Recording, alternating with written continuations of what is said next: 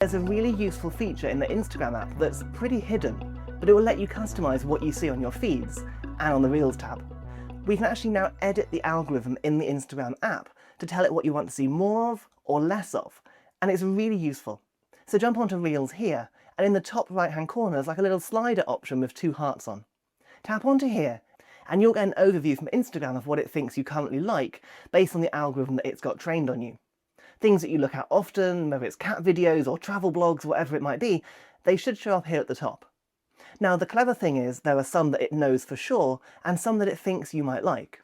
You can tap on there like mobile technology and it will add it to the ones that it knows that you like. So you can basically teach it what you want to see more of. And of course we can type in and manually add things as well. So travel perhaps, or YouTube advice, and it will make sure to surface more of those things for me in my feeds.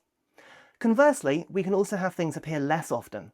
So we can either drag and drop or tap and hold and say show less often, and it will go to the bottom half of this page.